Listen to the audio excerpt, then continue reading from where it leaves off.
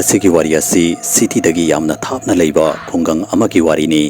khungang aduda tribe khara khak leirami khungang adugi mi sing adubu mafam adudagi tanthokraga mafam aduda highway ama sananaba honarami khungang adugi tribal khunja sing adubu tanthokna nabagi damakta mafam aduda special scout ama tharaklami adubu makhoigi mathakta tarakadoriba achauba dasa adu khanglamde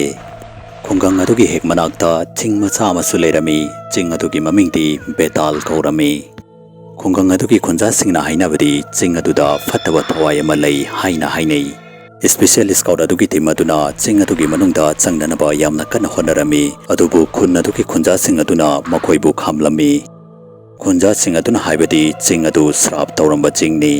karigumba ching adugi lambi adu hangdokhrabadi mafam aduda tawhaidaba thawdok kaya ama tholakani amadi makhoi amata mafam adudagi hingna thokpa ngammoi khunja sing aduna athengba ma thamlakpadagi mafam aduda wascot haibadi special scout adugi khwaitagi athoiba officer sirohi amadi mahaki team adubu khun aduda kauraklami sirohi yamna athuba matamda khunja sing adubu khun adudagi tanthoknanaba mapung phana thaurang tawduna laklami ahing ama sirohi mahaki team adu puduna ching adu tamna chalami amadi mahakna ching aduda changnanaba surung adugi thong adu thugairami surung adugi thong adu thugairiba haibasi mahaki khwaitagi asoiba decision oirami mahakna surung adugi maigei marimakta thawai yaudaba asiba haksang mayam ama taaduna leiba urami asiba mayam adugi maraktagi khut ama sirohi tamna sangsilakpa urami madobada sirohi gi haksang adu nungaitaba horaklami amadi mahaki team adu puduna sing adudagi thoklaklami mahakna masa nungaitbagi wafam asi mahaki team member sing adu kiba tare haiduna mahaki team member sing aduda karimata hairamde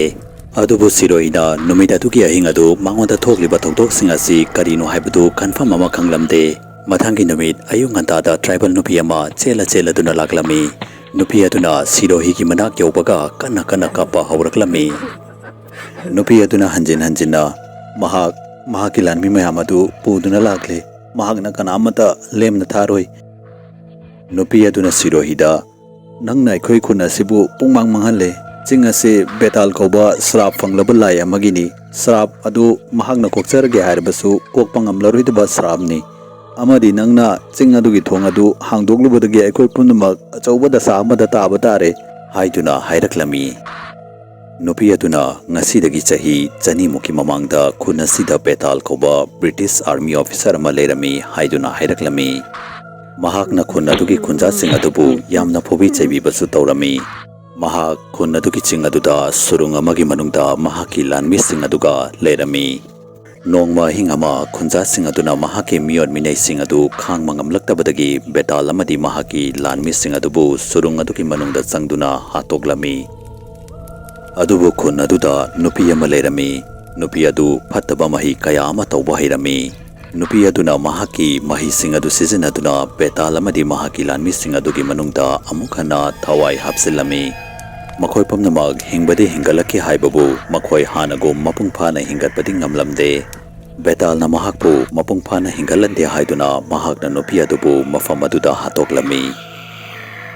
wafam asi khun adugi mi sing aduna khanglakpadagi makhoina maiba amabu kauraktuna Betaal amadi mahaki lanmi sing adubu surung adugi manungda fajinduna thamki maiba aduna khun adugi mi sing aduda Betaal hairiba mesagasi hojik lai amaga chap manare mahakpu hatpa haibasi oithoklaroi mahak nongma soidana lakani haiduna hairaklami maiba aduna hairambagi matungina khunja sing aduna Betaal gi mitam haibadi murti ama sarami amadi mahakpu irat thawni jaba horami makhoina Betaal gi murti aduda i katpa horaklami i adu thaklaga Betaal gi thawai adu surung adugi manungda matam chuppada leikhigani amadi mapanda sungthok thol oi haiduna thajanarami makhoina surung adugi mamangda yamna chaurba thong amasu panjinki thong adubu ngasi phabo kanamatana hangdoke haiduna khankhide haiduna so hairaklami sirohi wafam asi tabada yamna kirami mahakna mamanga hingda mahaki haksang nungairaktabagi maram pumnamak khanglaklami amadi thong adu hangdokluba haibasi mahaki khwaidagi aranba decision ni haibadu khangjarami sirohina mahak masamak surung adugi manungda sangani amadi Betaal hairiba lai aduga mayoknaduna mahakpu maithiba piduna hatkani haiduna khanki Siroi amadi mahaki team numit adugi ahingda full prepare tawduna surung adu tamna charlami. Siroi amadi mahaki team na surung adugi manungda changbaga karimata uba phanglamde adubu surung adugi manungda karigumba namthiba manam amadi namlami. Siroi amadi mahaki team na surung adugi manungda khara changbaga mangalama urami. Makhoi pumnamak mangala adu tamna charlami. Mafam adu yauraba matungda makhoina Betaal ki achauba murti ama leiba urami. Murti adu yamna akibagi sakta moirami. Murti adugi mamangda Siroi da maning monsilaga nupa ama yamna malaba angang mamachugi uniform ama setuna famduna leirami. Matang aduda ikhang khautana moibung amadi mangang kaya ama khongba hauraklami. Mafam aduda lan ama haurakadabagum makhon adu kanna kanna khonglaklami.